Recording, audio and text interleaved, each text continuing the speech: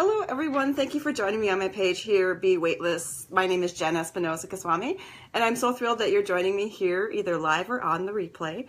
Every week I go live on my page here at Be Weightless to share with you what's top of mind for me or what I'm noticing with my health coaching clients.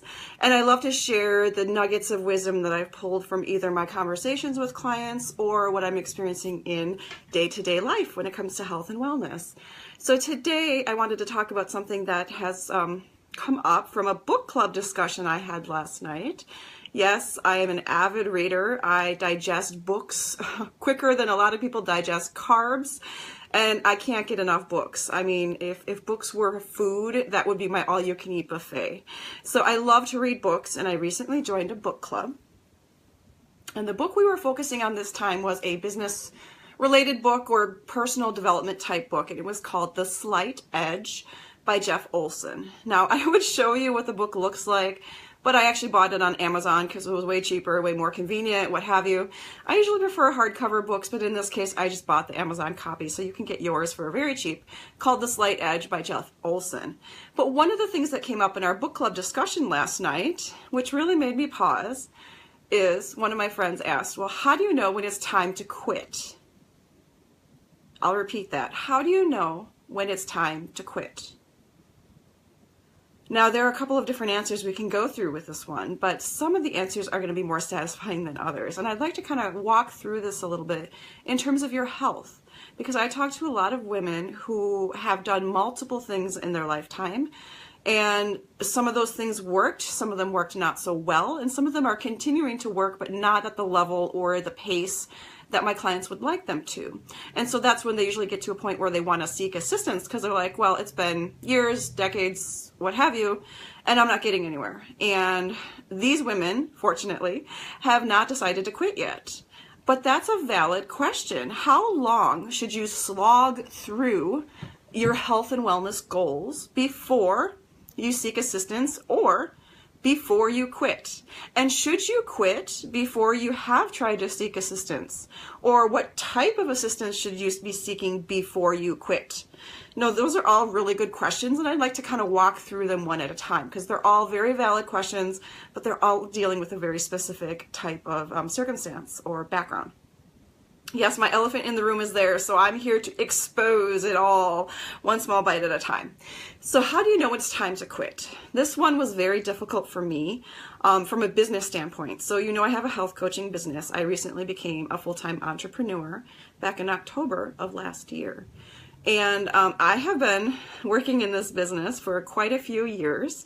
And you may not know this about me, but I opened up Weightless as a professional speaking company because I love to speak and it's one of my passions. And I received really good feedback from my audiences on how effective and motivational my presentations were. So my goal at the beginning of my business, like back in 2012, was to be a professional speaking company. And since I was working full-time, and trying to take care of my family, trying to be a mom, trying to be a wife, trying to be everything that I need to juggle in my life, it did not pan out for me from a profit standpoint. And while I was having a good time and I was having a lot of fun, a couple of years passed and I'm like, I'm not profitable. Why am I not profitable? So you may be feeling the same way when it comes to your health and wellness goals. Maybe you've been putting in the work. You may even be enjoying some of what you're doing. Like maybe you're finding a whole nother level of organization skills that you tapped into in terms of meal planning that you weren't aware was a strength of yours. Or maybe you tapped into a type of movement that has been very motivating for you, has increased your energy levels, but for some reason the scale is not moving, and that was your ultimate goal for making these changes in your life. So how do you decide when it's time to quit? First of all, you should never quit on yourself. If I had quit on my business 4 years ago, yeah, I might be more profitable, and yes, I would still be in my 9-to-5 job right now, but I would not be happy. So the reason why you're focusing on a particular goal should tell you whether or not it's time for you to quit. Now, if you started doing, you started focusing on your health because you're like, why not? Or I could improve in this, but it's not a huge priority for me right now. That's a different focus than if you had started off with a certain goal and said, I need to achieve this goal because A, B, C. So your motivation behind why you do what you're doing is going to be a huge red flag not a red flag, a huge signpost for whether it's something that you can legitimately up and quit without feeling miserable. Now, I understand I'm not a quitter. I hate quitting. Even when it's like, a sinking ship like the Titanic and, all signs are pointing to or going in the crapper, I still don't like to quit, because anytime I start something, I need to finish it. For those of you who are on the health and wellness journey, you understand there is no finish. There is no end goal.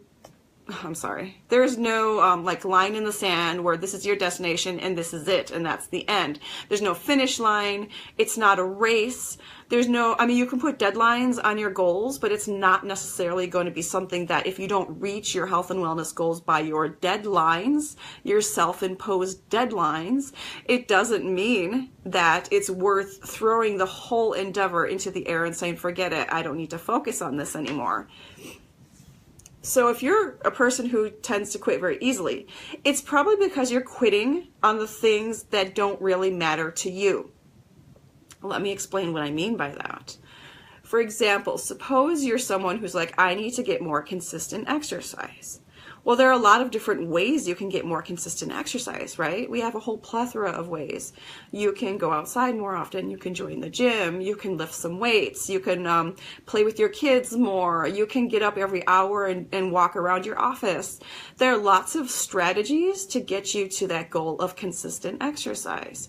So some of those strategies you are going to quit on, and you should quit on, because not all of them apply to you. Not all of them will be as important to you, and not all of them will be as time effective for you. Also, not all of them are as fun. If you're not having a good time, you will quit. So it doesn't mean that you quit on your overall goal of more consistent exercise. It simply means that you quit on the strategy you were using to get there. So for me, in my business, I didn't quit. I still have my business, but I shifted it, right? And I did a video the other week about course correction. Comment on here if you want me to send you the link for that video, because that was a really good one and got a really good response on how you kind of shift and course correct. Now, I've done a lot of course corrections in my business, and initially it was a professional speaking business, and that wasn't getting where I needed it to get for me to quit my full-time job. So then I added health coaching as a service. And it's not like, it wasn't a willy-nilly decision. It's not like I didn't have any background in coaching and consulting. I have a leadership degree. I'm very conversant with how to be a co-active listener, how to coach people to their goals. I ask really targeted and awesome questions to get people to come up with their motivating factors and their deeper reasons behind things. I always get to the root cause of things. So it's not like health coaching was just like why not kind of decision for me. It was this is the perfect next step for me and will help me get my business to where it needs to be. That was part of the strategy, right? I need to get profitable. If I work with several one-on-one clients, that's different than me trying to, obtain 20 paid speaking gigs in a year, which is a challenge to do, by the way, if you're not in the speaking world. So I had to course correct and I had to shift where my business was. And many entrepreneurs, if you're listening to this and you're an entrepreneur, say hi and tell me what business you're in. But if you're an entrepreneur, this is not news to you, right? You could shift 20 different times in the course of a 2-year business. I mean, there's a lot you need to decide. The same is true when it comes to your health and wellness. So when I first tried losing weight, I had 100 pounds to lose, and I never determined that I would lose those 100 pounds. I didn't set any SMART goals. But what I said was I wanted to live a long and healthy life.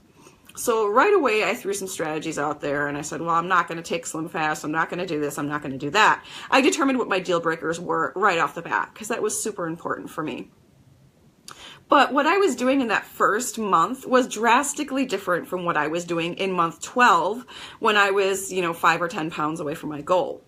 And that's what you need to do, right? You need to determine what strategies will support the stage of life you are in today. And that's why I hear a lot of people get very frustrated. So if you used to be skinny as a teenager or in college, you were athletic, everything was going good for you, you never had to worry about what you were eating or how often you exercise. But now maybe you're in your 40s and 50s and things have shifted a little bit for you. You are in a different stage of life. You still want to prioritize your health and wellness. Yay! But the strategies you're going to use to implement those are different in your 40s and 50s than they would be in your 18s and 20s. 18s? Is that a word? I don't think that's a word. So today, you know, I'm almost 20 years past when I lost my 100 pounds, and my strategies have needed to shift. That doesn't mean I'm quitting on my overall goal of living a long and healthy life. In fact, several years back, I became vegetarian because vegetarians live longer and healthier lives than meat eaters. And unfortunately, I had to course correct again because I was eating too many of the wrong foods as a vegetarian, and I found it was more supportive for my own health to go back to eating meat. So again, you know, I had the right idea, I had the right strategy. I don't consider changing my diet or adding meat back into my diet as quitting on my health goals. Instead, it was a way for me to shift and acknowledge what stage of life I'm in today. Ironically, after I stopped being vegetarian, my teenager decided to become a vegetarian. So it's kind of funny how that works. So how do you know when it's time to quit? We already talked about how you know when it's time to quit. You can quit on your strategies, but never quit on yourself or on your priorities. Those will remain in place forever and ever and ever. And if you're feeling like you're just not in a place where you feel comfortable with your priorities and your strategies and all that, let's have a conversation. Totally obligation free. I just want to understand where you are today so I can figure out how to support you where you are today. So how do you know when you need support in order to get to your goals? That depends on you and how you're progressing and how frustrated you are with how you're not progressing, right? Like I spent years and years and years where I was doing it myself. I didn't pay for any services because I'm like, I'm not earning anything. Why should I pay for something? That was the wrong thinking for me. And I had some coaches who called me out on that and said, well, how can you ask people to purchase your health coaching services if you refuse to purchase business coaching services? And I got really upset. I said, how dare you? How dare you try to tell me what I should be doing with my money or what I shouldn't be doing with my money? So I got off the phone call with that particular coach and I went back to trying to figure out what I was doing. And it was frustrating. And I wasn't getting as fast as I wanted to get in my business. You know, there are a lot of challenges with doing it yourself. By the way, if you're going the do-it-yourself route and things are going, okay, I have a great resource for you called the Body Bliss Bootcamp. It's an online course. You can literally purchase it today and start accomplishing tasks today. It's a brand new program that I'm running. I actually ran it as a live program before and I've had great success with my clients. They've lost up to 7 pounds in 1 month. Hi, thanks for joining us today. I'm just telling a little bit about my new product, Body Bliss Bootcamp, for the do-it-yourselfers who know that they can do it, but they just need a little push. They just need a little motivation. They just need a little bit of oomph. And I like to provide that in my Body Bliss Bootcamp. So I'll pop the link in the comments for those of you who are interested in learning more about how that works and how it can work for you. But if you're not a do-it-yourselfer and you're like, okay, I'm at the point where I'm so frustrated, I'm not getting the results I want, I need help. Great. I would highly encourage you to shop around and to get help before you decide to quit. Everyone needs help in something. I'm not saying every part of your life you're going to need to hire a coach to get through it. You don't. But there are certain points in your life and stages in your life and things you're trying to learn that will be a slower process for you than others. And if you're someone who is determined to reach your health goals and it's just not happening for you, I highly encourage you to talk to some health coaches. It doesn't have to be me. I hope it is because you're watching this video. It doesn't have to be me. There are plenty of health coaches out there. I have some great ones in my network that I can refer you to if you're looking for something very specific. But the interesting thing about that is you cannot give up on your priorities and on your mission statement without at least trying to get help. And I'm not saying the first time you get help is gonna be the Shangri-La for you and you're gonna get everything you need to get. Hi, thanks for joining. Make sure to say hi in the comments so I know who's here.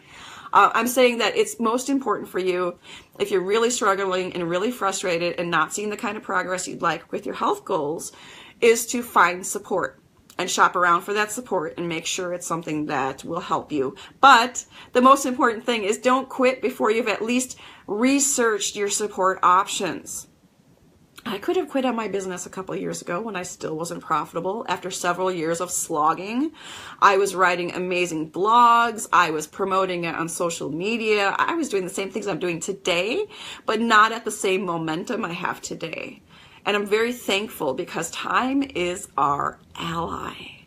It took me a long time, pun intended, to realize that time is our ally, but so is support. So if nothing else, if you get nothing else from this video, I would highly encourage you, before you decide to quit, whether that's your particular health strategy you're working on right now or your overall goal, seek some type of support. And I can point you to some areas. I would love to have a conversation with you. But until you have someone examine what you're doing with a critical eye, and I don't mean critical in the sense that we're going to pick you apart and tear you to shreds. That's not the point of health coaching.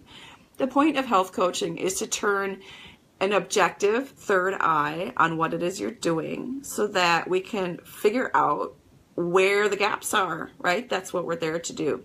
So this whole video today is getting a little long, but what I wanted to share with you today, based on a conversation I had with my friends yesterday, was how do you know when it's time to quit? In any area of your life, how do you know? You don't know. You don't know for sure. But when it comes to why you're focusing on what you're focusing on, how important is that to you? And is that something you ever want to quit on? If it's not, and it really isn't, don't ever quit on yourself. Then do not quit before you've at least sought some sort of support. And that could be a course, it could be a conversation, it could be coach, it could be a counselor, it could be a mentor. I don't care what kind of support you need or deserve in your life. You really do deserve support for your most important things in life. You do. And I firmly believe that. But you should seek support of some type before you decide it's time to quit.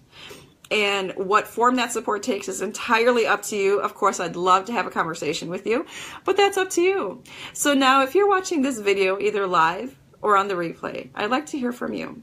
What is the last thing you have quit in your life? And it could be a relationship. It could be a job, like me. It could be something as easy as maybe you quit planning food, meals in advance, or maybe you quit exercising. It doesn't matter what it is you quit.